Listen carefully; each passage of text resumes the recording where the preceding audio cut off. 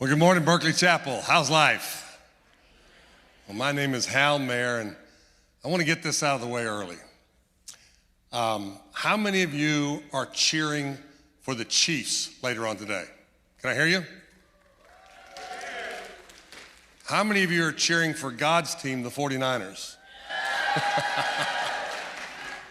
I really don't think he cares, but there's a lot of people who do. So if I just offended you, or maybe I didn't offend you. If I didn't offend you, just hang on. I'll get to that in a minute. I'm usually an equal opportunity offender.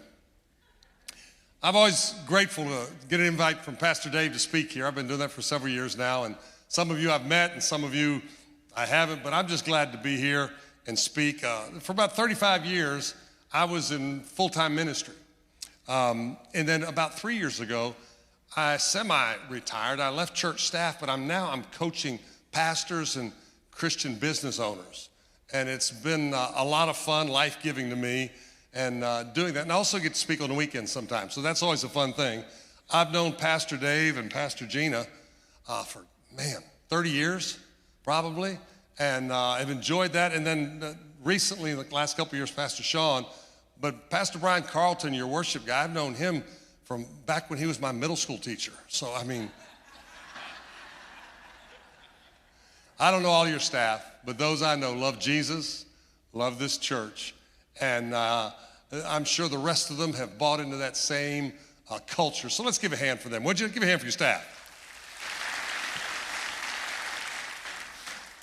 You know, early on in my faith, I was challenged to serve, to volunteer, and it was with middle school boys on a Wednesday night. Now, I don't know how many of y'all have ever worked with middle school boys, but they're really not interested on a Wednesday night. And then when you get in there, it's like herding cats. These guys were making jokes and noises, you can imagine, and laughing about those noises, and I'm trying to guide them.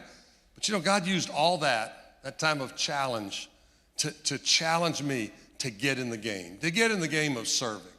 You know, today is a big game. We've talked about that already. 2 teams, 53 men on each team, and their hope, their dream is to win the Super Bowl. In fact, the dream of every NFL player is to get an opportunity to play there and win one. That's the big deal. And if you do, you can become famous and maybe even wealthy. But there's another game I'm going to talk about today that you want to get into. And there's no promises of fame or wealth.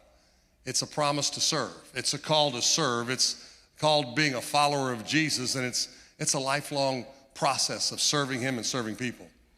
I've discovered over 50 years of being a Christian that a lot of people like to be called a servant of God.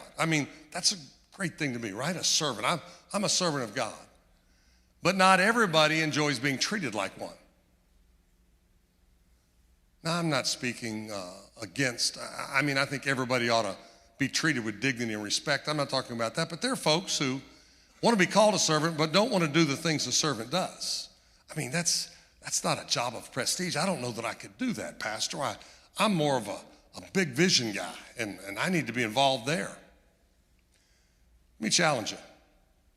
Forget about what people think of what you're doing in volunteering and serving, and do this. Play to an audience of one. Play to an audience of one. And what I mean by that is God is the one you and I have an opportunity to please, right? Hebrews 11:6 says that when we do it with faith, we can please God.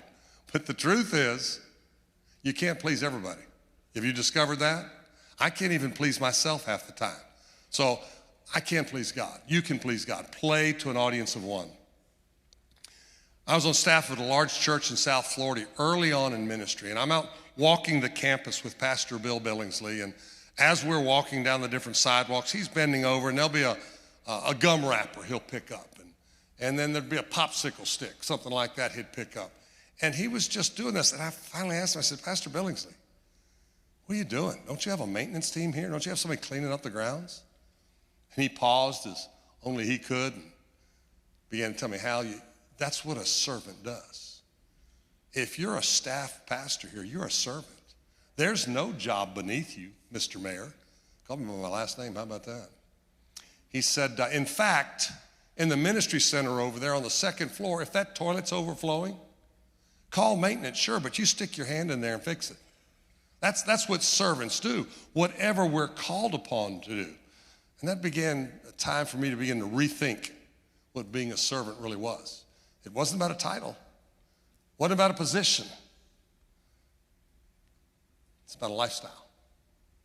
So today the question's not, should you serve or should you not serve? It's rather, where's God calling you to serve? Because God has called everybody in here to serve. If you're a Christ follower, there's something for you to do. I love this passage in Philippians 2. The Apostle Paul is writing while he's in prison, but he's writing to this church he started in Philippi. In chapter 2 and verse 5, it says this: in your relationships with one another, have the same mindset, or you could say the same attitude as Christ Jesus. Okay, so we're to have this attitude of Jesus, this mindset. What's that look like? Who, speaking of Jesus, being in very nature God, in his essence, that's who he is, did not consider equality with God something to be used to his own advantage. And you see that? He's God. He's the creator. He did not leverage his title, his role for his own benefit. I love that picture. It wasn't there to take care of himself. Let's go on here and said, rather, instead of doing that, he made himself nothing by taking on the very nature of a servant. And being found in human likeness and being found in human appearance as a man, he humbled himself by becoming obedient to death, even the death on the cross. So Jesus lays aside all the trappings of the Godhood. All his rights and privileges, comes down here, is condemned by a court of goofballs, is crucified and killed to redeem us. How good a story is that? He took everything he had and didn't hold on to it. He said, nope, I'm all in for them. So whether it's the drunk, whether it's your next door neighbor, regardless of the stage in life. Do you know this? God doesn't love anybody any less. Just because that guy's a thief doesn't mean he loves him less than he loves you. He loves you the same. Jesus died for everybody. Nobody is beyond his grace. A lot of you all in this room are testimonies of that. You were far from God, but Jesus died to redeem us. He chose to be a servant. He let go of his rights. He humbled himself. That's what it means to take on the mind of Christ. It's a way we think. That's what Pastor Billingsley was talking about. He was the lead pastor, had planted this church. An older man, 55 at the time. Looks awful young right now, though. 55, but yet he was dropping down, picking up paper. Why? Because he's a servant. The Last Supper begins to unfold in John chapter 13. And as you read there, here's what's happened. The disciples have made their way to this upper room. And as you walk on the streets, their feet are sweaty. They've been walking all day. And there's dust. So not only their feet get dirty, they get muddy. And they're nasty. I mean, if you have a child going out to play barefoot, you know what that is. And they're coming into this special dinner. It's a commemoration of the Passover that Jesus is going to turn into the Last Supper and introduce what the Lord's Supper looks like. And the person who was the least in the room was to wash people's feet. That was their role. Whether it was a servant or whether it was the youngest person or whether it was the least experienced person, their job was to wash feet. Nobody in the group of 12 humbled themselves. They'd spent 3 years with Jesus and they never got that picture. So what's Jesus do? He drops to a knee, begins to wash feet. Why? That's what a servant does. Nothing's beneath a servant. They're willing to do whatever it is God's calling them to do. That's that mind of Christ, servanthood, humility. And when you see people act like that, right? They don't take care of themselves all the time. They're looking out for the needs of others and stepping in and helping them. We call that maturity. Now, maturity doesn't result from knowing more, right? We all have known people who claim to be Christ followers who knew a lot of Bible but didn't behave like it. You'd be surprised to find out they were a Christian if you didn't know that already. Because they didn't serve. Life was all about them. So, in fact, 1 Corinthians says, knowledge puffs up, but it's love that edifies. Love gets in the dirt. We'd call those people who didn't serve, who didn't act like Jesus, most likely selfish. They were just about themselves.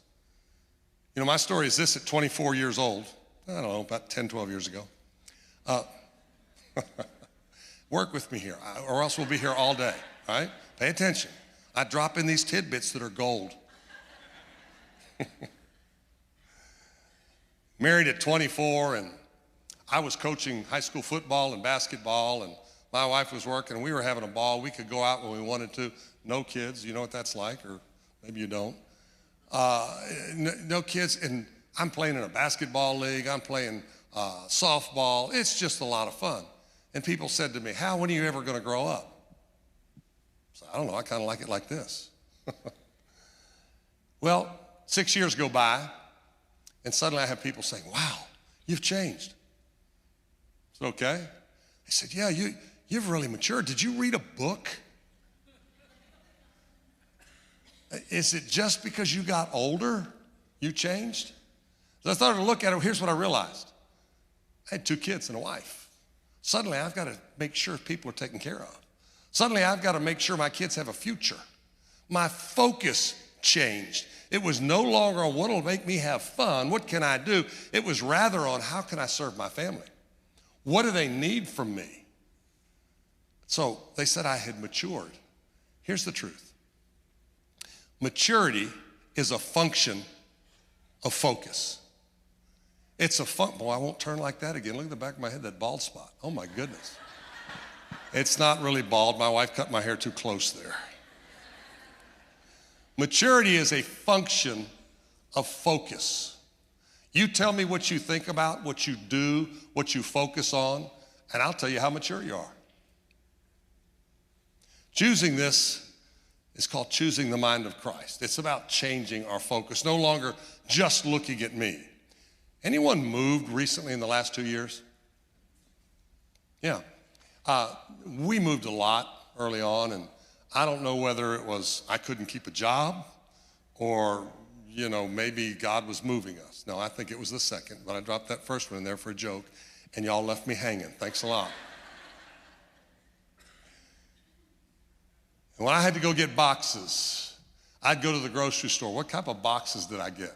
What was I looking for? The apple boxes, right? Thick, nice handles on the side, because my wife, whatever the box was full of cans and barbell weights. I don't know, everything got filled up. I was scared to death when I gave her a garment thing, because she put garments and then she'd drop my weights in the bottom or something. I'm not sure. She's not here, so she can't give you her side. I liked them because they had handles. So I want to give you 2 handles today that'll help you in your serving, all right? The first handle is choose action. Have a bias for action. Have a tilt toward engaging. Have a bias that way. When is the best time to plant a tree? 20 years ago. When's the second best time? Right now. Right now. You see, action is what faith is all about. It's not about sitting down and thinking through. When you see a problem, you step in. Listen to the story in Luke 10. You know the story of the Good Samaritan. How there was 2 Jewish leaders, a Levite and a priest. They passed one of their Jewish brothers on this road that he's been beaten up and robbed and half dead.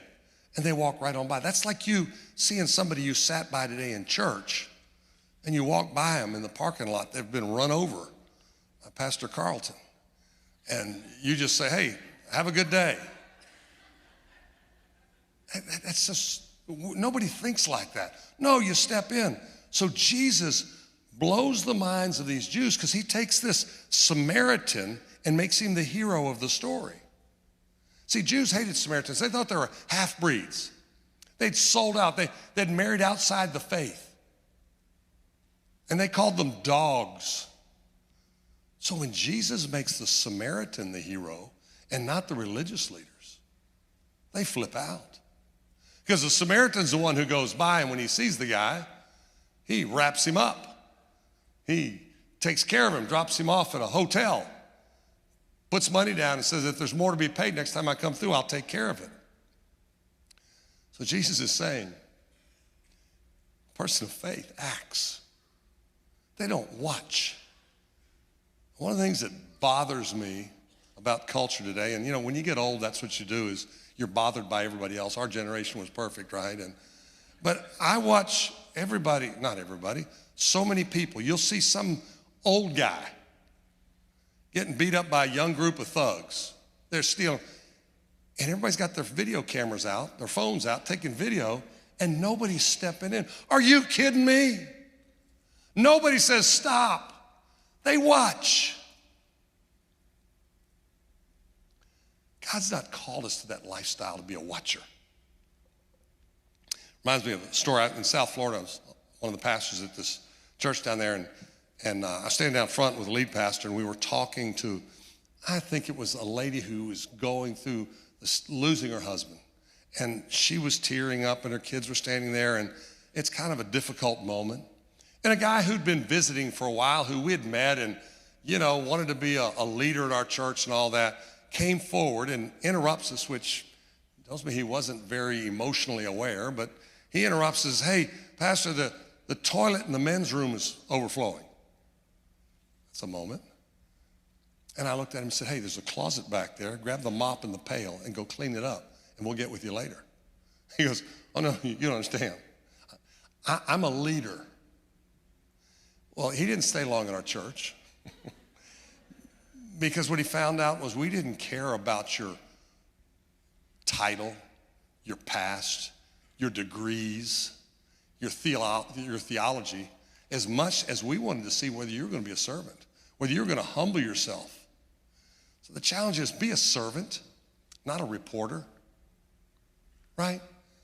Don't come in and tell Pastor Sean you saw a bag of trash in the parking lot. Somebody needs to go pick it up. Pick it up. Throw it away. And then you can tell him, hey, there was trash out there. We got it taken care of. But you see, that's the role of the Christian. It's to step in. It's not to go tell on somebody. At the big game tonight, go 49ers. At the big game tonight, there'll be an MVP chosen at the end of the game. If it's a running back, they'll say, you were incredible. How'd you get all those yards? And he would say, well, and he won't say, well, my training, I work on cuts and I work on box jumps and all that. No. What he'll say is that line. That line's unbelievable. The way they block, it just makes it easy to run. And if it's a quarterback, because usually it's an offensive player, they'll say, man, you just threw that ball on a dime. And he'll go, yeah, but did you see our defense? They stopped them. They made it possible for us to win. You know why? If you're a leader and you take all the credit, you'll get abandoned. I'd love to see a running back try to run with the line, just lay down and let him see how he does. Not too good. See, because football is a team sport. You're not going to win by yourself. Life is too. You need to have a team. Ministry is a team sport. In fact, the second handle on that box I'll give you is team up. Team up. Now, God's gifted every one of you in this room to serve. So there's no excuses. Everybody's got a gift, a tool to serve. 1 Peter 4:10 says this, God has given each of you a gift from his great variety of spiritual gifts. Use them well to what? To what? Yeah, man. The reason you have a gift is not to put it as a plaque on the wall. It's not a degree you got. It's not an award you received. It's not a lapel pin to wear. Yeah, my gift is service.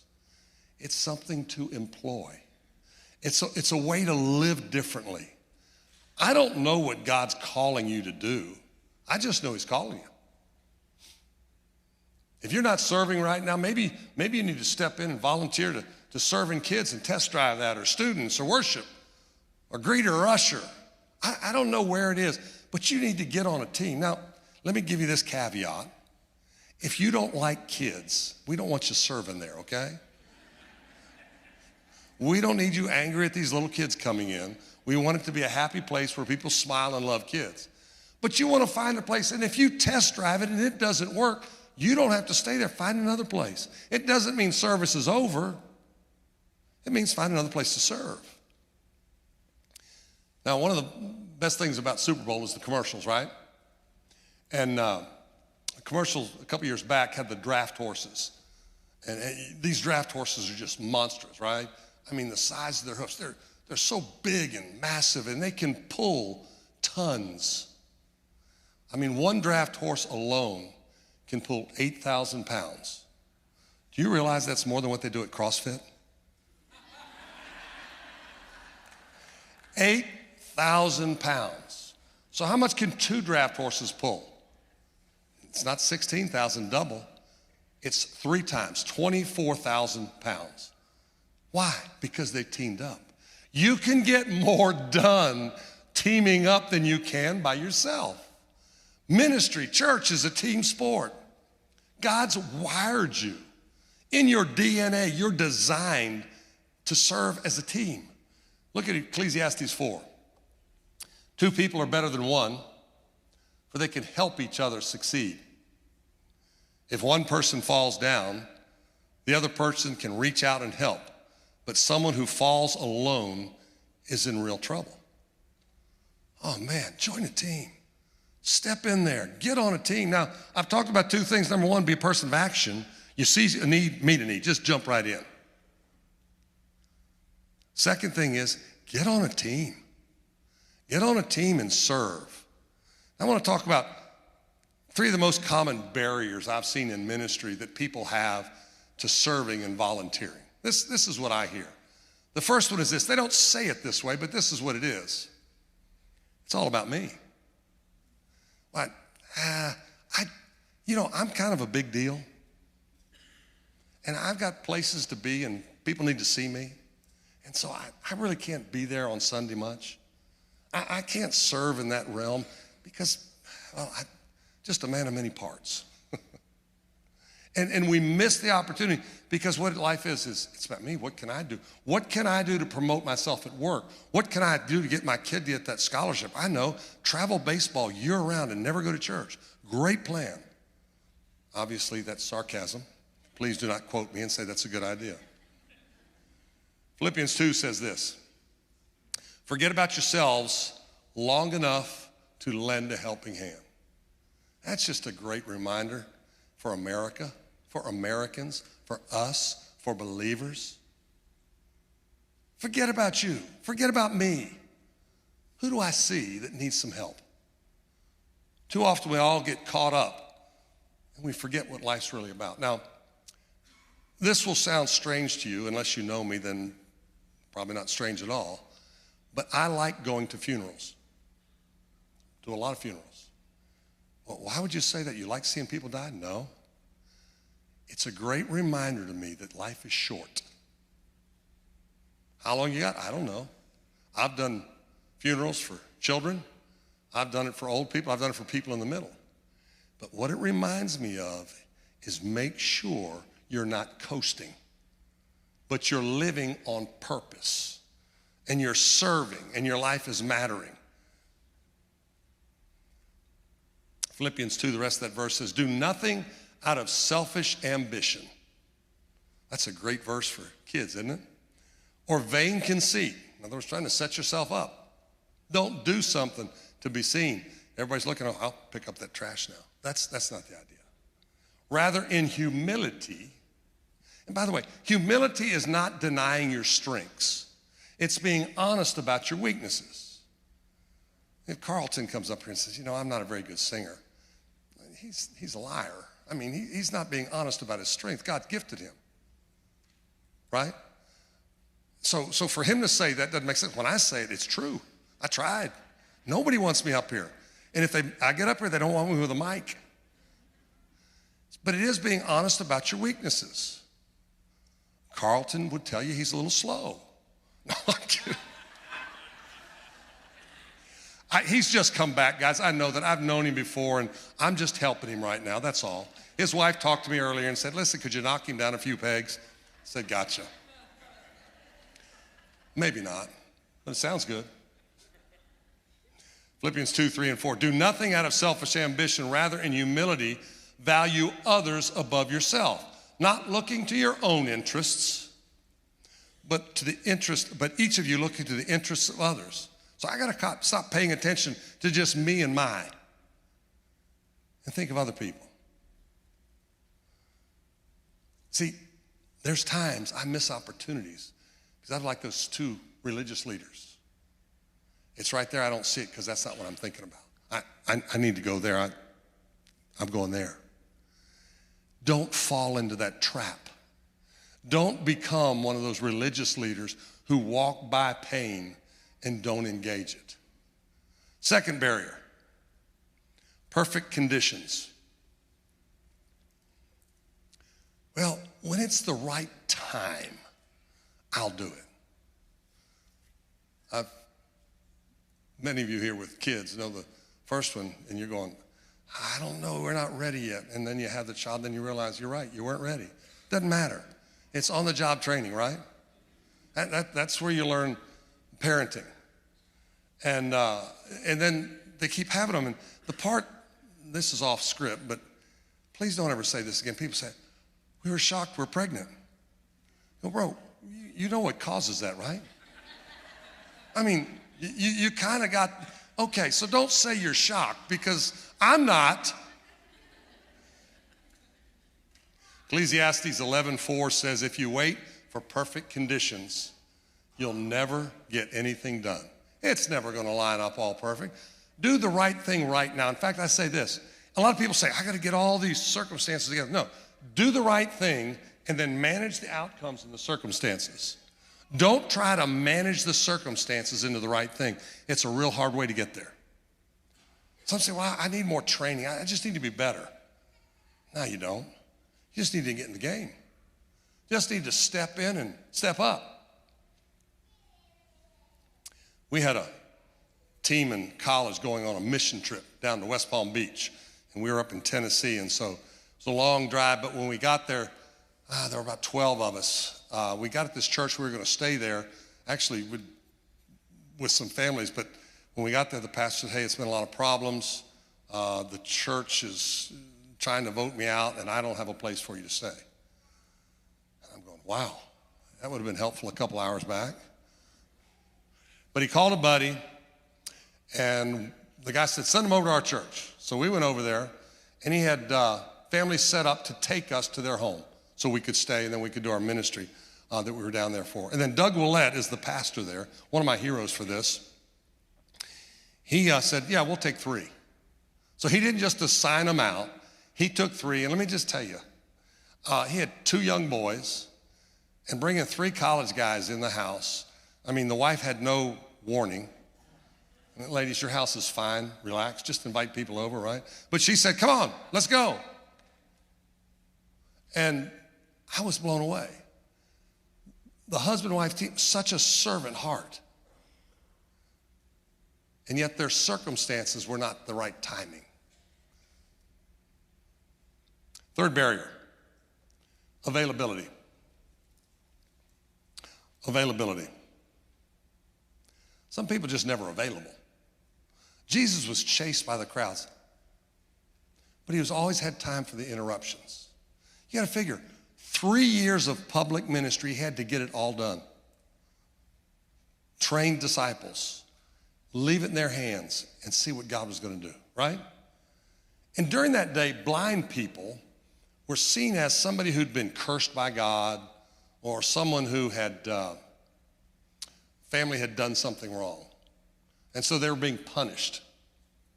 And they were forced to beg. Nobody wanted to hire them. Well, in Matthew 20, the passage starts like this. As Jesus and his disciples left the town of Jericho, a large crowd followed behind. So he's done speaking. They keep following him. Two blind men are sitting on the side of the road there, and when they heard Jesus was coming their way, they began shouting, "Son of David, have mercy on us." And the crowd says, "Be quiet." In other words, he's not available for you. He's got places to be that are more important. But these guys, they only shouted louder, "Lord, Son of David, have mercy on us." When Jesus heard them, he stopped and called, "What do you want me to do for you?" He said, "Lord, we want to see." So Jesus felt sorry. Other translations, he had compassion for them. And he touched their eyes. Instantly they could see, and they followed him. Now here's the picture. Jesus has built margin into his life, space where nothing's supposed to happen, so he can step in and serve, so he can be available. Margin is a great friend. When you have margin financially, you don't get blown up by a bill. When you have margin in your time, if there's traffic, you can still get there. When you create margin in your life, Jesus had that, you have time for ministry. 3 years, yet he had opportunity, he had time and made opportunity for interruptions. Often that's why we don't serve. There's no margin. Why? You don't know my schedule. Here's what I'm suggesting. Cut some of your schedule back. Cut back the fruitless parts. You want to know how to find that? Find out what's not bearing fruit in your life. Just get rid of it. Well, Hal, I can't do that. Well, then you're not going to be a servant. We're busy people, but we make choices. I want to challenge you. It's the greatest thing you're going to do is to begin to serve other people. And here's my question. Will you choose to get in the game? I'm not talking about the Super Bowl. I'm talking about the important game. The game of life and ministry by serving, not just sitting, right? I want you to lock in on this quote and remember it. When we're born, we look like our parents. When we die, we look like our choices. When we're born, we look like our parents. But when we die, we look like our choices. See, the funeral I mentioned earlier, when we came, there was this big display of all these different groups she was involved in serving people. And I'm thinking, okay, what do I want them to say at my funeral? I mean, guys, do you want them to say, "Oh man, he had a cool truck and he had a great computer, or he had a 85-inch HD TV," which honestly everybody ought to have, so it shouldn't be a big deal. I don't have one, but I'll take one if you want to hand it to me out the door. Or do you want to be, well, she was such a servant. And she was always serving other people. She never made life about her. It was about somebody else. I want to challenge you. Are you ready? Right now, everybody just pull out this Connect card. Mentioned it earlier. Pull that out for me. I'll wait. I now have till 6:30. Pull that. On the back side, it's completely white sheet of paper. 2 responses. Everybody write one of them, please. We'll check you on the way out. First one being, "I am serving." Bingo.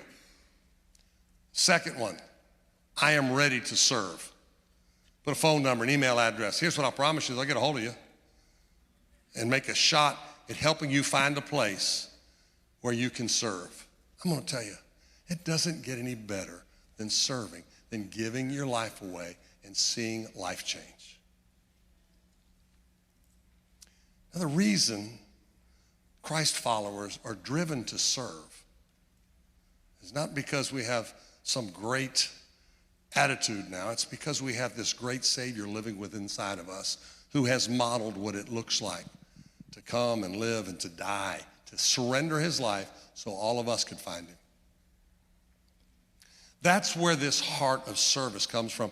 And if you've not yet committed your life to Christ, it's going to be tough to get there in serving. But I want to give you the good news. Today you can start that journey. you can commit your life to Christ today. In fact, I'm going to pray a prayer out loud that you can pray silently where you sit.